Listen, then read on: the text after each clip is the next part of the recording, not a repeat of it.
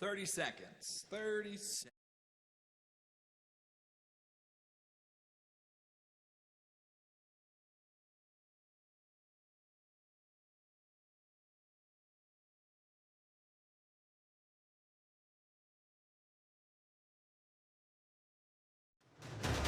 From 18 News, your local election headquarters.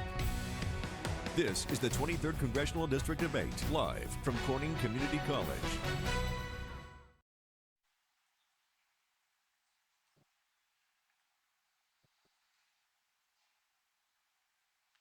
Good evening, live from Corning Community College, and welcome to the 23rd Congressional Debate between Congressman Tom Reed and Tracy Matrano. I'm Zach Wheeler, moderator of this debate. And I'm Brooke Taylor, a full house tonight, so thank you to everyone for joining us. Throughout the next hour, the two candidates are going to be answering a variety of questions facing both our nation and our district. And just a reminder that My Twin Tiers is streaming this live right now on our Facebook page. Feel free to head over there. We have a poll going out throughout this, and feel free to cast your vote. That questions will be presented by myself, Brooke Taylor of WETM-TV, and Sean Vargo of The Leader in Corning. But first, let us welcome the candidates to the stage.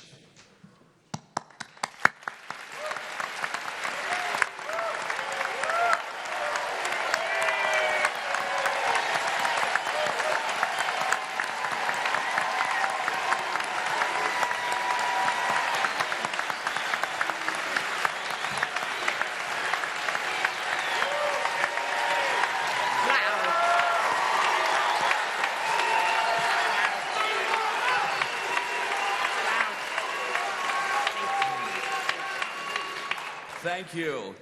Right now, Dr. Catherine Douglas, president of Corning Community College, will lead us in the Pledge of Allegiance to the United States. Let us all stand for that. Please join me in the Pledge of Allegiance. Allegiance to the flag of the United States of America and to the republic for which it stands, one nation, under God, indivisible, with liberty and justice for all. Best of luck. Thank you, Kate. Thank you. Thank you, Dr. Douglas. We now move to opening statements. Each candidate has 2 minutes to give an opening statement. The order was determined by a flip of the coin earlier tonight. Congressman Reed won the coin toss and will go first. Well, thank you, Zach. Thank you to Corning Community College. And thank you, Tracy, for being here tonight to have this debate about the important issues facing our country. You know, I'm the youngest of 12. My father passed when I was 2. I was raised by a single mother. My family and I live in a house here in Corning that my grandfather built in 1921. My mom taught me people work best when we work together. These are the values I bring to Washington, D.C., representing you each and every day. I am proud of my work co-chairing the Problem Solvers Caucus, the only bipartisan group in Washington, D.C. that's been recognized as a forum that is trying to solve the problems for the American people.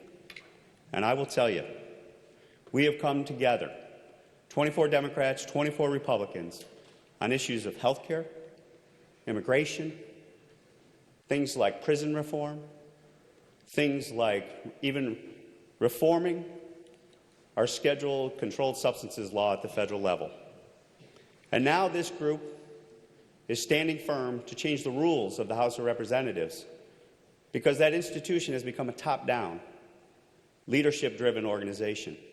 And it's time now to reward consensus, and we have an opportunity, and with the Problem Solvers Caucus group, we will change the rules to get it working in the House of Representatives for the American people. I'm proud of the 250-plus town halls I've done, standing in front of you, even the people that adamantly disagree with me, because I respect that voice. I stand and fight extremism every day, because at the end of the day, what works best for America is practical, common-sense American solutions, and I ask for your continued support as we got work left to do in Washington, D.C.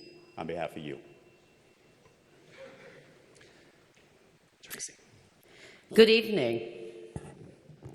Thank you, WETM and the Corning Community College, my family, Vicki, Nico, Catherine, and Sam, friends and supporters, and especially Mayor Bill Boland of Corning, and all of you for being here tonight. I am grateful for the opportunity to introduce myself, unvarnished by campaign advertisements, to win your support on November 6th. I grew up in Rochester. My father, who left high school to help support his immigrant Italian family, came home from the Second World War to open a downtown restaurant. My Irish mom was a barmaid in the tavern across the street. And I learned the meaning of family, hard work, and commitment in that restaurant. Grateful for the formal education I have since received. I think my best education came from drawing a Jenny Cream ale for the people I met there from all walks of life. As a teacher, attorney, internet policy, and cybersecurity specialist, I have a professional career of results. I entered politics out of an abiding concern for our national security and the integrity of the democratic process. And if elected, I will be the only congressperson in Congress with that specialty that we dearly need to address. And since entering politics, I've come to embrace the people of Western New York, the Southern Tier, and the Finger Lakes, where I have lived my entire life. In that time, I have listened and learned what you need and want: affordable health care, access to a meaningful education without debt, infrastructure, including the internet, responsible stewardship of our beautiful resources, and a tax policy that for working and middle-class people makes sense. All right, thank you. Now on to the questions. A reminder of the rules. Questions will go back and forth between the candidates, 2-minute answers, then a 30-second rebuttal opportunity. Time limits will be strictly enforced. Time cues will be provided to the candidates for their benefit at the monitor in front of us, along with our timekeeper. We ask Sean Vargo to ask the first question to Tom. All right, Congressman Reed, one word is linked to your campaign, and that word is extreme or extremism.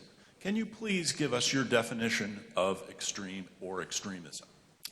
You know, I think it's represented in the contrast between my opponent and I, Sean, to be perfectly honest with you.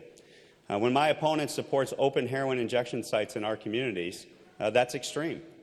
When my opponent wants to embrace a government-run health care that is going to cost $32 trillion, $32 trillion, that's going to double your taxes. That is going to cause significant tax increases across the way. But also, government-run health care. You know, my opponent and I were in Jamestown not too long ago, and in that exchange of ideas, she referenced Great Britain as kind of the ideal healthcare system for us.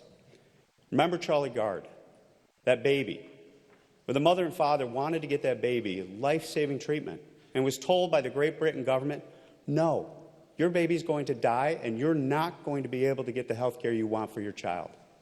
That's not the American way. And I will tell you, when we talk about manufacturing, I think there's a contrast between my opponent and myself. I believe in U.S. manufacturing. My opponent says that there are manufacturing jobs of the 18th and 19th century. That is an extreme position. That is not the American way. I believe we have an opportunity now that we got tax reform on the books, and we're providing an opportunity for folks to bring back American manufacturing to American soil. It is happening. We see it in our backyard. I was just at the Rand Corporation the other day, where they just opened up a new facility in Faulkner, New York, in the district, to start building cutting-edge technology and manufacturing things here in America. That is the America I believe in, where we champion the American work ethic. We have government policies under our welfare programs that require work requirements because, you know what? It's about empowering people. Our work requirements are have a job, get an education, and I will tell you, that's what we're going to continue to fight for. All right, thank you. Tracy, 30-second rebuttal. I believe that health care, 70% of the people in this country now want to have some form of a Medicare for all or a single-payer system. Studies show that it could be about $2 trillion worth in saving. I am for education improvements, pre-K through 12, as well as correcting education to get jobs that people need when they get out of high school, and also without usurious debt. I don't think it's too extreme to want everyone to have the internet. And by the way, We'll hold on that. All right, Brooke. Yes, our next question for Democratic candidate Tracy Matrano. As you've been campaigning, what is the main issue that you hear about the most, and how do you plan on addressing that? it's healthcare, healthcare, and healthcare. And I would address it, as I was just starting to speak, Brooke, by talking about a carefully implemented system that is now going by the name of Medicare for All through a single payer. I would do it in a carefully implemented way so as not to spike taxes, so as not to disrupt people's health care, and not to shock the economy. It's about 15 to 20% of our economy.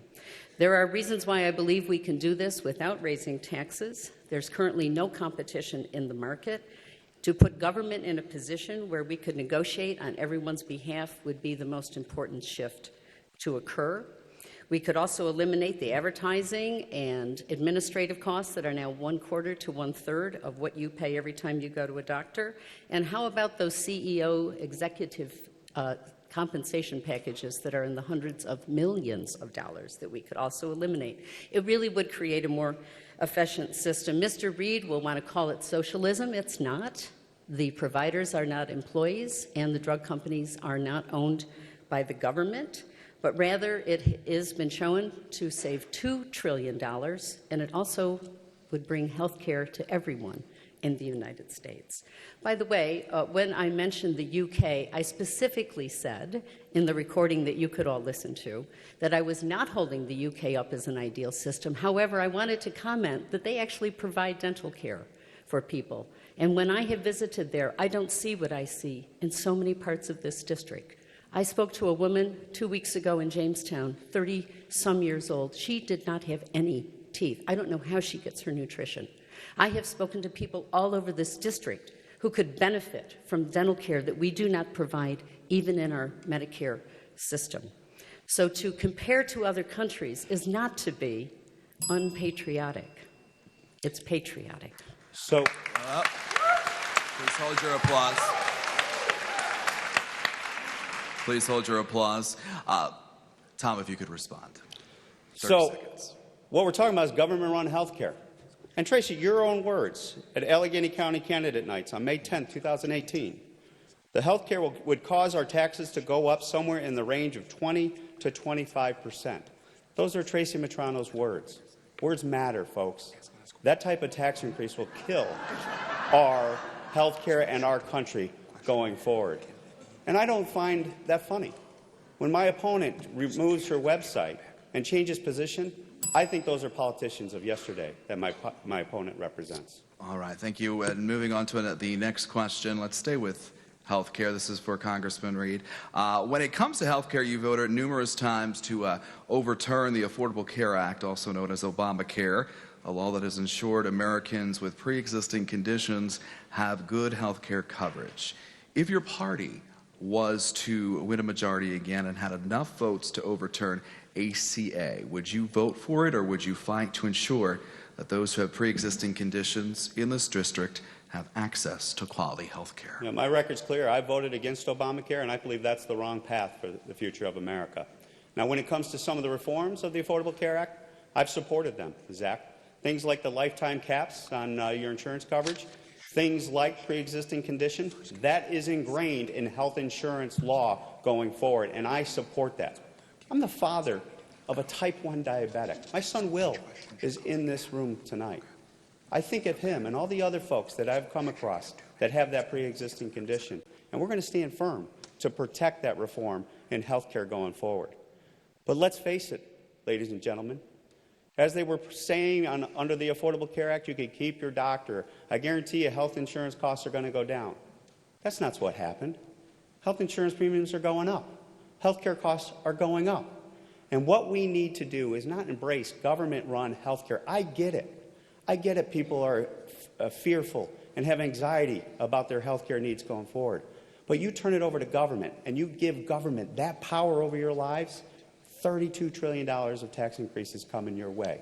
Government controlling your healthcare decisions. I think we have a better way. I think we need to empower doctors and we need to empower patients in the healthcare transactions. We need to make sure that transparency is put into our healthcare marketplace so that we can truly hold accountable these providers, these drug companies, and say to them, you know what, why are you charging me what you're charging me? Why are the costs going through the roof? I think we can embrace things to take on things like defensive medicine. I think we can embrace things like hospice and palliative care in America because you provide such relief and quality of life. I'm a hospice volunteer, Zach, in my private time. And I will tell you, you have a good quality of life and you are much more effective in the health care that you're providing at end of life with hospice and palliative care. All right, just a clarification. Tracy, you'll actually have 2 minutes, and then, Congressman, you'll have 30 seconds to rebut. So go ahead, 2 minutes for that question. Well, you asked it in a very considerate manner, Zach, because Mr. Reed has voted against affordable health care every single time in the last 8 years he has been in office that it has come across his desk. That means that we have 40,000 people still in this district without any form of health care, including almost 8,000 children, and we have a representative who in 8 years has done nothing to help and nothing about it. HMOs give Mr. Reed more money from their corporate PACs than any other source of his campaign financing. When he talks about transparency, I don't know who he expects is going to ask this question of, you better be transparent about it. That's a facetious approach. The fact of the matter is there is no competition in the market because the government has a patchwork of some programs, Medicare, Medicaid, CHIP, the VA, and then there are major health maintenance organizations that otherwise control this market. We pay $3.5 trillion a year in health care, which is twice the amount of the next highest developed country in the world. The costs of health care are skyrocketed, and Mr. Reed represents those interests. To also suggest that you are going to lose your provider is missing the point of what already exists. If you're not in network, you don't get to go to the provider you want. But in a government-run system which will negotiate on our behalf, you can go to anyone you want. That's part of the grace of it. Thank you. 30 seconds. So just let's be clear, what Tracy just said is that you will not have employer-sponsored health care in America under her proposal. Employer-sponsored health care is something you earn at work, and that's the work ethic I believe in America. And what I do also believe in our health care future for America we need to do is we need to move away from a fee-for-service system completely. Right now, our system is based on the more the providers do, the more they get paid. We need to reward efficiency and quality to drive down and have the interest drive these costs down. All right, moving on, Sean. Asking Tracy? Yes, Tracy. All right. It has been reported that you have been supportive of injection sites. Could you please clarify your position on that matter? Sure, Sean, I'd be happy to do that. This is a very good example of exaggeration, hyperbole, to such a degree that it does not resemble anything that I have ever said about injection sites. So I appreciate the opportunity to clarify it. First of all, this is not the most important issue. I think one of the reasons Mr. Reed likes to bring it up when it comes to our opioid crisis is to divert from the fact that his solution is the death penalty for drug pushers. And somehow the one bipartisan bill that we've had this year, Mr. Trump signed, Republicans, Democrats, enthusiastic because we've been waiting for the federal funds to help us. with this terrible opioid crisis, Mr. Reed didn't show up to vote. So now let me share where I stand on this. First of all, we have to have comprehensive health care so we could deal with some of the preventive measures. We have to have the support for this act that just went through so that we can get treatment. We have to address the legal issue of pharmaceutical companies that have peddled these drugs that are highly addictive for 3 decades now, to the tune of over 300,000 deaths, and how much heartache in families around this entire country. We have to also address the illegal drug trade, and it mystifies me how this scourge on our country for 50 years or more we have not. The injection sites I am referring to would only be if a community wanted to have them. They are voluntary, not compulsory. They would only be under law enforcement supervision, the medical community supervision and maintenance, and they would be a bridge to treatment. Is it so bad to consider ideas that ultimately are designed to help people? I don't think so. But what I think is unfortunate is in a political campaign to have someone so twist your words is that it's almost not allowed to bring up an idea just when you're trying to help. And these people need help. I don't think the death penalty, and I don't think missing a vote is going to do it. Thank you. Moving on to Congressman Reed. Tom, if you would respond, 2 minutes. So let's just be clear. Even as Tracy said tonight, she supports open heroin injection sites in our communities based on some conditions that she has articulated. I have been yelled at by the best of them. I will fight this extremism every day, each and every day I'm in Washington, D.C.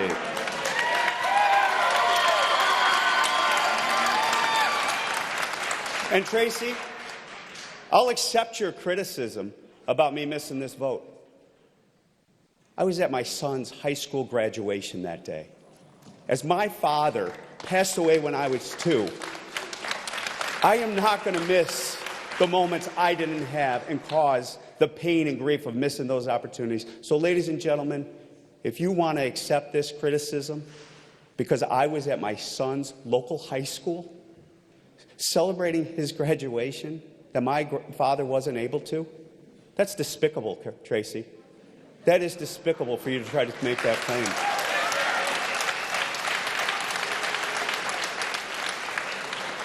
I care deeply about these folks who are in addiction. That's why open heroin injection sites in our communities is not the answer. That's why we do support getting resources to our law enforcement. And yes, I want to take a tough stand, the death penalty for those traffickers that are pushing fentanyl and killing our people on their first dose into our communities. That's who I'm going after. But we also need, on the heroin situation, we need awareness and prevention, not a government saying it's okay to shoot up in our communities. And what we also need is our first responders and our treatment providers to be armed with the resources to take care of our men and women and our sons and daughters and our brothers and sisters that are dealing with this horrific addiction problem. And that is what we're going to do going forward. Tracy, 30-second response. Pharmaceuticals is also one of Mr. Reed's largest campaign donors. I know that he does not have the okay to really talk about effective treatment for them, most of which will be engineered with the suits attorney generals as well as individual plaintiffs should be bringing, just like we did with tobacco. And it is time for them to be able to answer these questions in court. All right. A question for Tom by Brooke. On Saturday, 11 innocent people were killed when a gunman walked into a synagogue in Pittsburgh, and he was carrying 4 firearms, one of them an AR-15, which has caused some controversy on whether the gun should be legal here in the United States. What is your stance on this gun? Well, first of all, I was so proud to have my co-chair in the Problem Solvers Caucus, Democrat Josh Gottheimer, join us on our weekly press call, and I believe WETM was a participant in that this week, where we took a moment of silence and expressed our joint concern for the Jewish community and the horrific tragedy that happened in Pittsburgh, and send the message we stand with that community and those people that suffered a horrific loss such as that. But I'll be clear, when it comes to the Second Amendment, I stand for the Second Amendment. I believe in the Second Amendment. It is one of our constitutional, individually guaranteed fundamental rights that we have as American citizens. Now, does that mean that we don't want to deal with this problem? That is why what we want to do is focus on the root cause of the issue. Get to the person behind the gun. I will tell you, when I talked to the folks from Parkland, Florida, and after that horrific shooting, and you talk about Nicholas Cruz, and a lot in the media were saying, we can't use that name. We don't want to talk about Nicholas Cruz. Yes, we should. We should condemn him for that horrific act, but we should learn from him every contact that he had with law enforcement, with health providers, with his teachers. There was a moment lost in our bureaucracy in order to deal with that individual and make sure that he was not a harm to the people there. So Pittsburgh is no different. This was a crime of hatred. This was a crime against Jewish people because of their religious belief. That needs to be called out, and we should be joining together like Steve Scalise and I were talking about here recently, who suffered a horrific injury, and he did not attack the Second Amendment. What he said is what we say. Let's join hands and solve this problem like we did in the Problem Solvers Caucus, and how we can address the issue of the person behind the gun and get that taken care of once and for all. Tracy, 2-minute response. As I support all constitutional amendments, I support the Second Amendment. I believe it is within the Second Amendment to have federal background checks with no loopholes. And I would like, in his response, for Mr. Reed to clearly state whether he is willing to sew up all of the loopholes, such as gun show, that allow some of these kinds of weapons to be sold without any regulation whatsoever. After that, I don't believe Congress should be passing any laws restricting gun rights for responsible gun owners. Congress is a federal body. The United States is too vast. What works in Alaska might not work in downtown Manhattan or even in Cattaraugus. However, I do not believe that Congress has the right to violate our Seventh Amendment rights by passing immunity for gun manufacturers and gun sellers to civil suits. If you support the Second Amendment, you should support the Seventh Amendment, which gives an individual a right to go to court if they believe they have a claim and have it heard by a jury of their peers. And I would like to hear Mr. Reed's comment on this, although I anticipate that he has already gotten his NRA talking points, and this one would not be among them. Please hold your applause. 30-second rebuttal. You know, Tracy, I think your position tonight, again, shows the flip-flop that is occurring through your campaign. Right on your website, before the primary, you said you supported a national registration and essentially a licensing system for all gun owners. That was on your website. I have a copy of it here in black and white. And then you changed it after the primary. I've stood firm in hostile environments about my belief and stance in support of the Second Amendment. But it does not mean, ladies and gentlemen, I don't care about the victims. We need to go after the criminals and those behind the gun. Thank you, Congressman. We're going to take a quick break, but don't go away. 18 News Corning Bureau Chief Nikita Ramos is going to highlight Corning Community College for you at home. And don't forget to head to our website, mytwintiers.com. I'm Corning Bureau Chief Nikita Ramos, and we'd like to thank SUNY Corning Community College for hosting tonight's 23rd District Congressional Debate. 18 News is your local news leader right here in the Twin Tiers.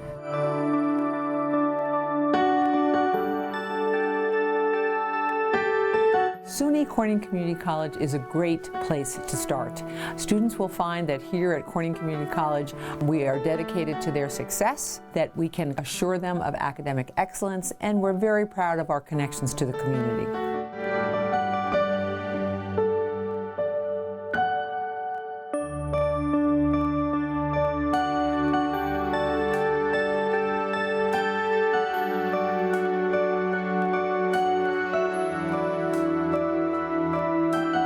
Corning Community College has really provided me with a lot of opportunities to pursue something that I enjoy, but also the opportunity to affordably find out what I enjoy.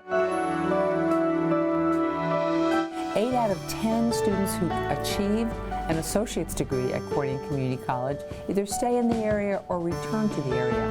And in 2015, the Brookings Institute ranked Corning Community College in the top 20 in the nation for return on investment.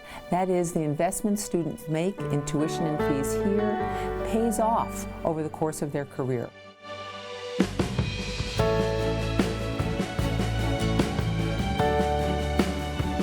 I fell in love with writing, and I fell in love with talking to people, which I'm now pursuing a degree in communications and journalism.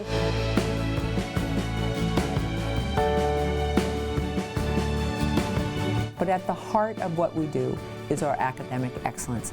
The faculty and the staff here not only will support students in their academic goals, but they will challenge them, and it is that balance that prepares them for both transfer and the workforce. It's awesome, fun, exciting, great.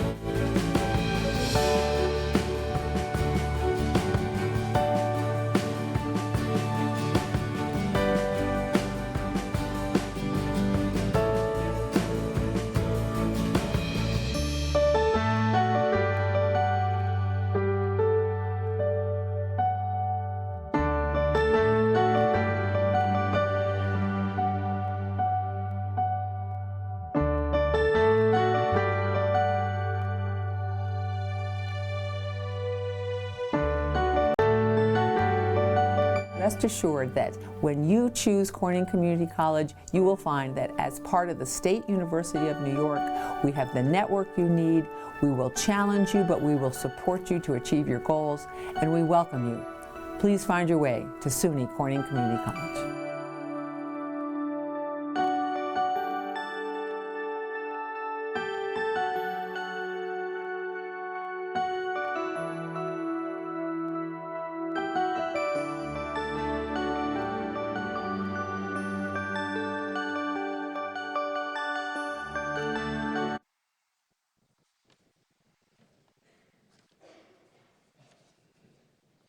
Welcome back, everyone. We're glad you're joining us this Tuesday evening. We are live from Corning Community College for the second half of the 23rd Congressional debate between Congressman Tom Reed and Tracy Matrano.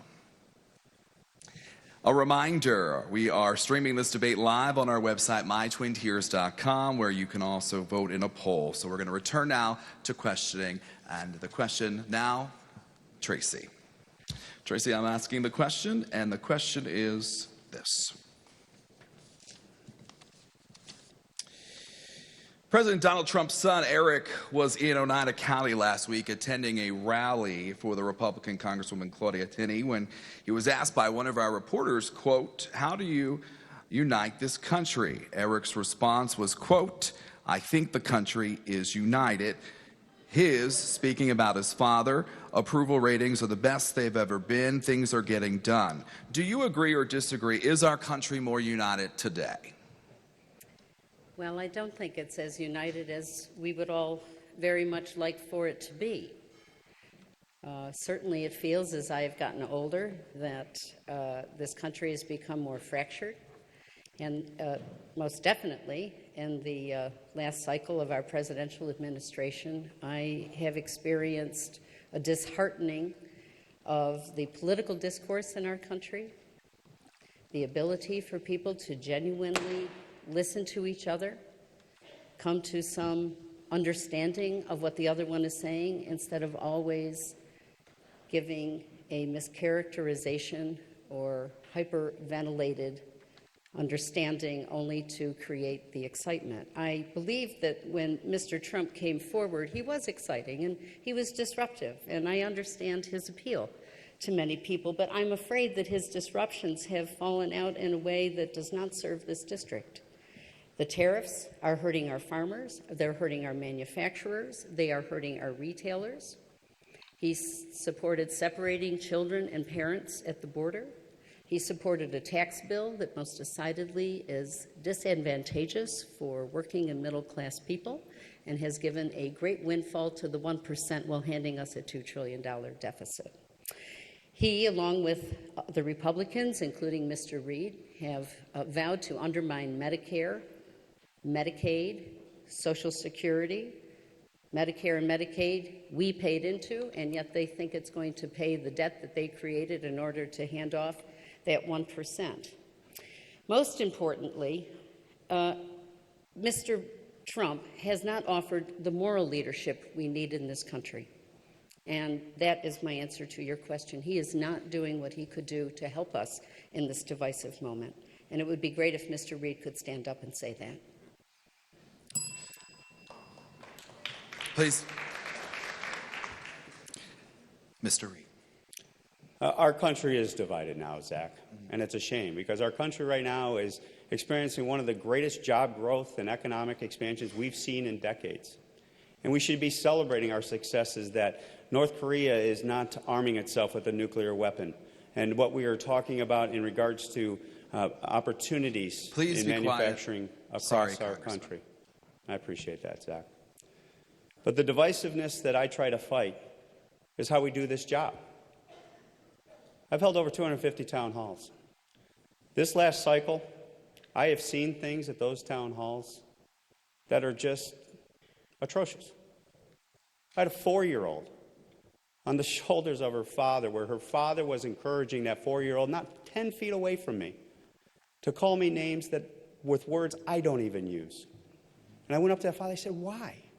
It's the only time I confront it because I respect people raising their children and let them do it. But I said, why are you doing that? That's wrong. And he says, I will do it because I believe in encouraging his daughter to engage in that. And what I also try to do, not only with the town halls, go into groups that are adamantly opposed to me, I try to go to the next generation. You know, a couple weeks ago, I was at Ithaca High School, where we had a meeting with about 200 kids, 16, 17, and 18-year-olds. And there were a lot of folks in that room that disagreed with me. But what I appreciated about that is we had an honest conversation. We talked about legalizing weed. We talked about my pro-life position and their opposition to it. And what I encouraged them to do is, you know what? Don't throw bombs at each other with your words. Try to understand where the other side is coming from. And that's where our Problem Solver Caucus, the 48 of us, Democrats and Republicans that get together and is the only bipartisan group in Washington, D.C. recognized for the work it's doing. What we're trying to do is solve America's problems by coming together. And I'll continue to do my part in Washington, D.C. Tracy, 30-second response. Let's be very specific about the lack of moral leadership that we have had from this president. He has made fun of disabled people, women, immigrants, about whom he's spoken in racist and degrading terms. He has created moral equivalencies with neo-Nazis, and I think we have some examples of where for people who are vulnerable to that kind of thing for their own personal reasons can be influenced. Thank you. Moving on to our next question. This is for Thomas, this is for you. This is Sean. Well, sticking with the Trump theme, some people find our current president to be kind of divisive and may or may not bring new people out to the polls. In your travels throughout the 23rd District, how are you finding the reaction to people to our president?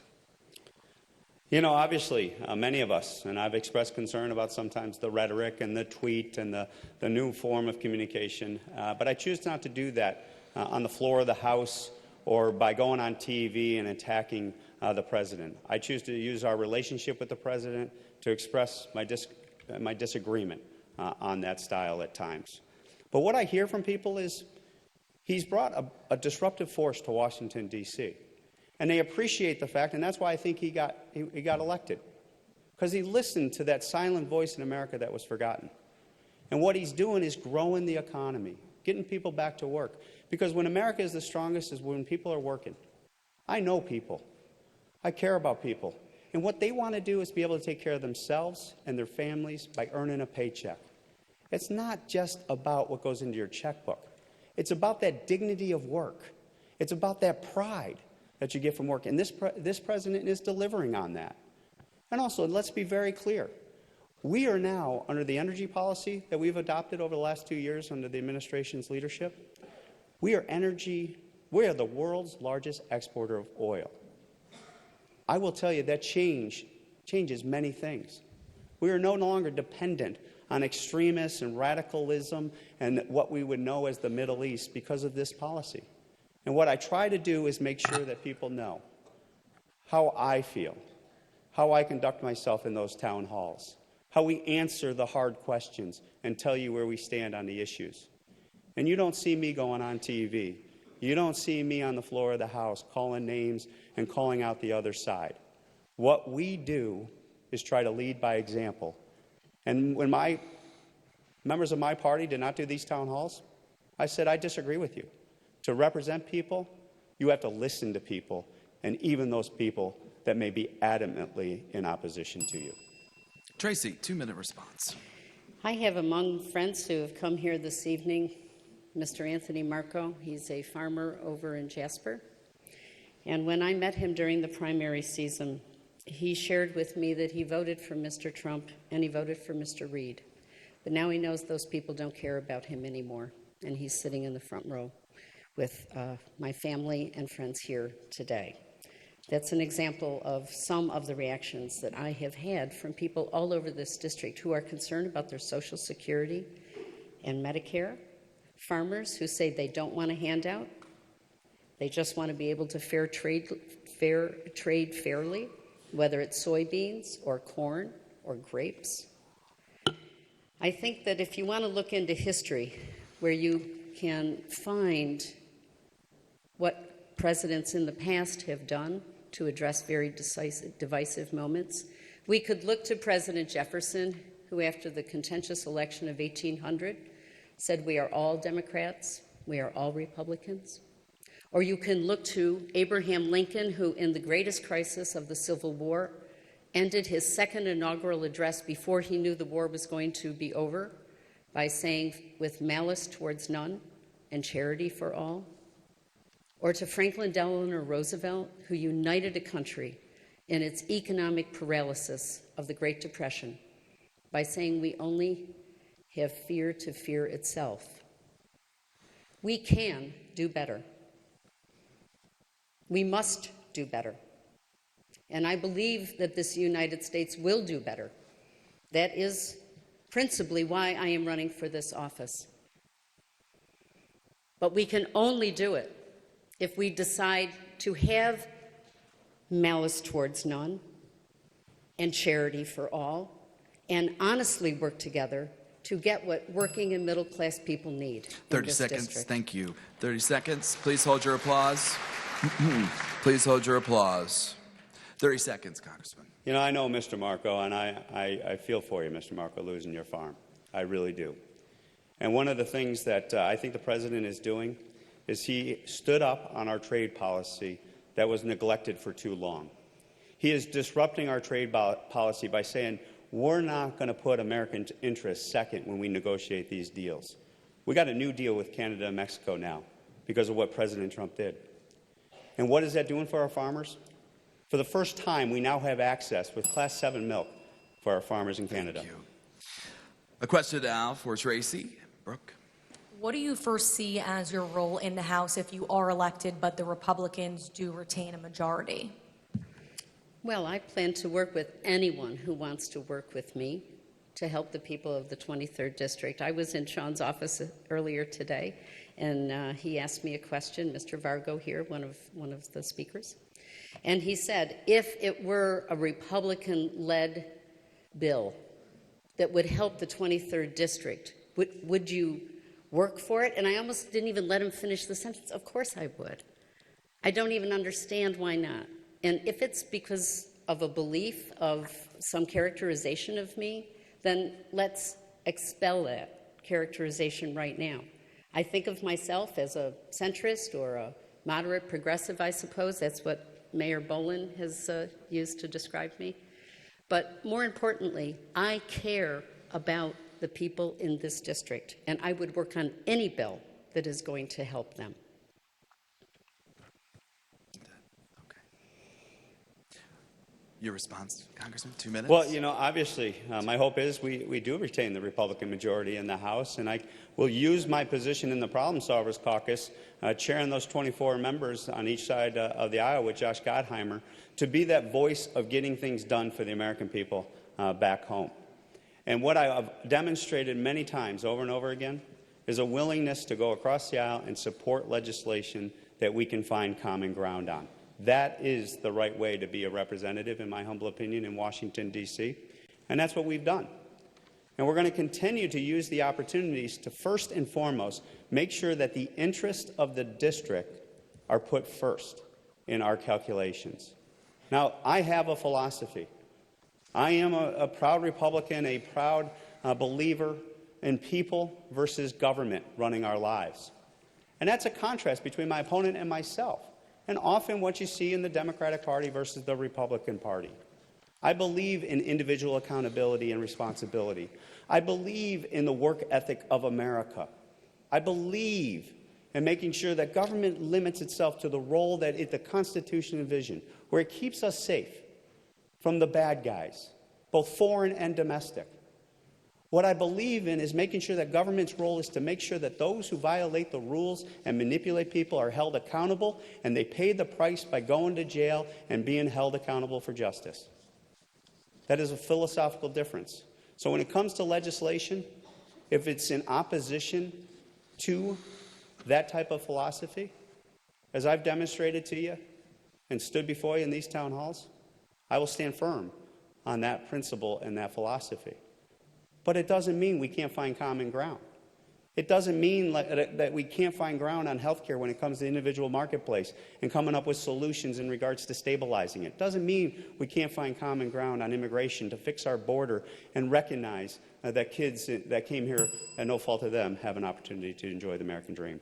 About 30 seconds, Tracy. I'm not sure I understand what Mr. Reed's alleged philosophy is, so I'm just going to go to a simple fact. His Problem Solvers Group has solved this many problems in Congress. Please hold your applause. I believe in a limited government role. Government has a responsibility to be sure it has healthy people, educated people, and to lay an infrastructure down so that we can get people enjoying the prosperity we have been left behind after 8 years of representation without it. Thank you. Please hold your applause. This is a debate, not a rally.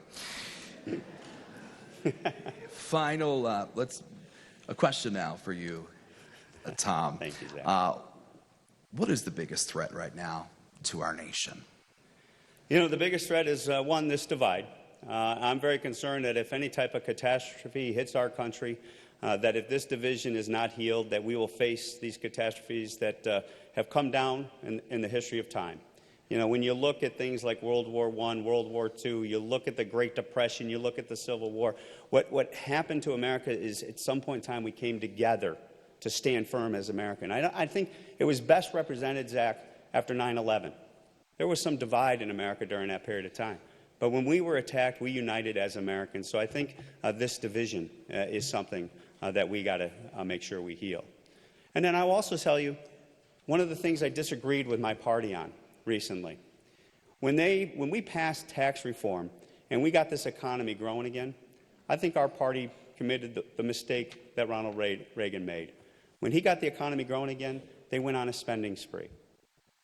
I voted against our budget deal because the national debt crisis, and stood up to our party leaders, and I stood up from a call from the White House to ask me to support that budget deal, and I said, no, we have to get our fiscal house in order. We need to get this national debt under control because that debt crisis is going off, and if it goes off and we are not united as Americans to solve this, I'm sorry, but we are potentially in very much trouble.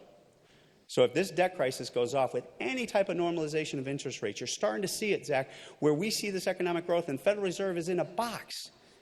They're talking about raising interest rates, but as you raise interest rates, remember that debt requires that you pay interest on that debt. If it gets up to 7%, 8%, we are going to have to find just interest payments alone that equal every dollar we spend on our national security to keep us safe as Americans. That type of debt load has to be wrestled in, and I'm leading the charge in Washington, D.C. to get that done. Thank you. Tracy, 2 minutes. I think the greatest threat that we have to this democracy is cybersecurity. It's one of the principal reasons why I left a good job in order to run for this race. I am seriously concerned about it. I've worked in this area now for 15 years. I have watched how cybersecurity has been ramping up, and specifically what are called nation-state attacks. So we're not just talking about random vandals, and we're not talking about organized crime or Nigerian scams or anything like that. We are talking about countries attacking other countries without any global international governance. There are no rules in the road. And instead, we have an administration that has published a cybersecurity strategy that's making it clear it's going to accelerate offensive nation-state cybersecurity actions.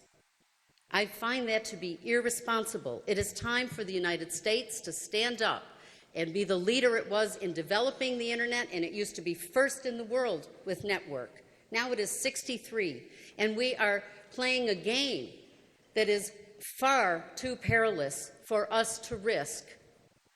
No one believes the next attack on the United States is going to come with a flotilla of ships on either of our coasts. It's going to come from cyber. And the best way to address it is not technology, because technology alone won't do it. We need to have rules, international rules, and we need the leadership in this country to begin to set the stage with other countries and stakeholders around the world in order to establish them, not unlike what we did after the Second World War in terms of our diplomacy. We took the lead, we had the lead, but we did it right. Tom, 30 seconds. I agree with Tracy. Cybersecurity is a threat. But I will also remind you, one of the biggest threats that I see is having a nuclearized weapon in the hands of a North Korean dictator who could launch that missile and land it in our California coast. When I see the nuclearization efforts of Iran and I get briefed on what is going on across the world with terrorist states trying to get their hands on a nuclear weapon, that to me is a serious threat also. And I will never forget the lessons of 9/11, where those folks came on our shores. Thank you. Thank you. Well, the candidates will now be given an opportunity to ask each other a question. Now, the question is to be no longer than 30 seconds, and the question candidate will have 1:30 to answer, and the questioning candidate will be given 30 seconds to rebut. So, Tom, we're going to ask you to go first, since you won the coin toss, and you will ask Tracy a question. Tracy, on the Second Amendment in the primary, you said you supported a national registration and essentially a licensing system for gun owners. We have a copy of your website explicitly stating this before you removed it after the primary. On fracking, you said you have been against it your entire life, and yet in today's Jamestown Post newspaper, you're quoted as supporting fracking. You say in your TV ads you will not take corporate PAC money, yet your largest donor is Andrew Cuomo's PAC. On the Finger Lakes incinerator, you've flipped on that issue. Given this dishonesty, how can voters trust anything you said here tonight? Wow. And Tracy. I did change my position on the Second Amendment. Who would disagree with me in this room that this is not a very serious issue for this country to face? I learned a great deal throughout that primary, and I thought for myself. I didn't take my talking points from the NRA. I did my own research. And at the end of the day, I decided that what I had been proposing throughout the time of the primary would not work. But when I learned about that immunity that gun manufacturers and sellers have to civil suits, I knew I had what it's going to take to help people keep their Second Amendment rights and respect our Seventh Amendment rights. I have always been against fracking. The largest donor I am aware of is Kirsten Gillibrand's, and it was $5,000. Mr. Cuomo's office sends them out to everybody. It was just a standard send. I can't even remember the other thing that you said, but let me say this in the 30 seconds remaining. Mr. Reed, I think there are a lot of people in your district who would like you to, whatever you called it, flip-flop, but more accurately, think for yourself and decide what's really going to be best for the people of your district. And don't take your talking points from the next big corporate PAC that doesn't give you $2,700, which I got from Mr. Cuomo, but hundreds of thousands of dollars, which you get. Please. 30 seconds. I have stood firm on my position, Zach. I've stood before the district and worked this 11 counties each and every day. I've stayed firm on my positions because I believe in them and I listen to that voice. And we've learned from folks across this district what are the priorities of the people we represent. The town halls and being accessible, the 13,000 cases that we've done, handling in the office, I'm proud of. We're going to always be open. We're always going to be accessible to you. And I'm just Tom, and I always will be. All right. Thank you. Tracy, you have an opportunity to ask Tom a question. Thank you, Zach. Mr. Reed, how can you claim the mantle of no labels when you label all of your opponents, anyone who disagrees with you, and a whole portion of this district in fear-mongering terms? Just a few days ago, in an email you sent out to supporters, and I quote, "Fringe leftists, San Francisco Democrat extremists, and the liberal machine." My supporters are students here in Steuben, farmers in Chautauqua, and teachers around Tompkins. Well, Tracy, I guess the reason we are doing this is to highlight that extremism we will fight day in and day out. When you talk about extreme ideas such as open heroin injection sites that you support, government-run health care, $32 trillion that are going to double our taxes, and in your own words, raise our taxes 20 and 25%. When you talk about manufacturing jobs being something of the 18th and 19th century, that is something that is extreme. That is something I will fight day in and day out. I'm proud of our record. I'm proud of trying to identify where that extremism is. But I'm not attacking people. I'm attacking an ideology. I'm attacking an ideology, and you may laugh, you may scoff, and I get that, and I understand that. But because you disagree with me, that's okay. I know who I am. I've grown up here. I live in a house my grandfather built. I'm going to die here in this area because this is home, and I will continue to fight extremism. I'm going to continue to fight for the American way of life, which is about having a hard-working job, keeping people safe, using government for its lawful purpose, and that is to make sure that the government doesn't become too big to overtake your life and make such things as fundamental decisions of health care for your future. We're going to empower you as patients and empower doctors. 30 seconds, Tracy, for response. 30 seconds.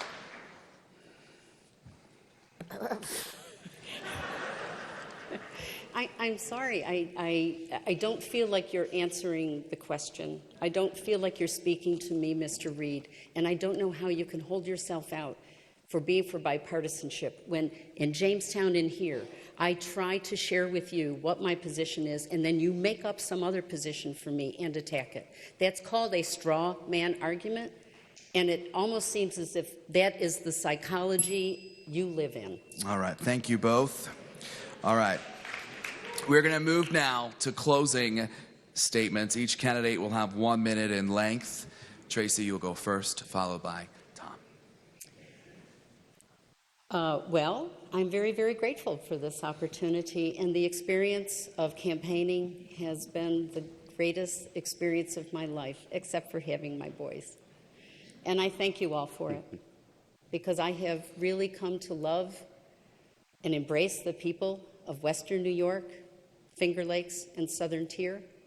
And I very earnestly ask for your vote, because I want to go to Washington to get what you have told me that you want: affordable health care, good education without debt, good infrastructure, responsible management of our natural resources, and a tax plan that makes sense for working and middle-class people around this country and around this district. And finally, I want to say, most importantly, what you want and you deserve is dignity and respect as an individual, no matter who you are, where you live, how much money you make, together with the support of our fellow citizens to live, fight for, and love this country, the United States. With them too, all of us. All of us. Thank you. Thank you. Thank you. Yes. Thank you. Thank you. Congressman Reed. Well, I thank you, Tracy, for running. I thank you for engaging in this debate tonight. But, ladies and gentlemen, this choice is clear. You know, my position is something I've stood before you and held firm on and will continue to do. Tracy, I wouldn't have to have this conversation with you if you didn't flip-flop back and forth on issues between the beginning of the campaign to the end. But I'm sick and tired of it. We are going to stand up to extremism. We are going to stand up in hostile crowds, and we're going to fight for you because my opponent wants to empower more government. My opponent believes in the philosophy that government is the one to solve your problems. You know what I believe in? I believe in you. I believe in you having the power to control your own destiny. I believe in you having the power to seize the opportunities and let you succeed or fail on your own merits. And I understand the pain and the hardship you're going through, but I will tell you we have great opportunity ahead of us because our economy is growing. Jobs are at their highest level in the nation's history, and I will tell you we can continue this fight. Support us as we go forward. Tom. Tom and Tracy, thank you so much. That will do it for this live televised debate from Corning Community College. You can head to our website, mytwintiers.com. For more on this debate along, there will also find a link to our media partners and leaders. Yes, and a reminder that 18 News WETM is your local election headquarters. We'll have that next Tuesday, November 6th.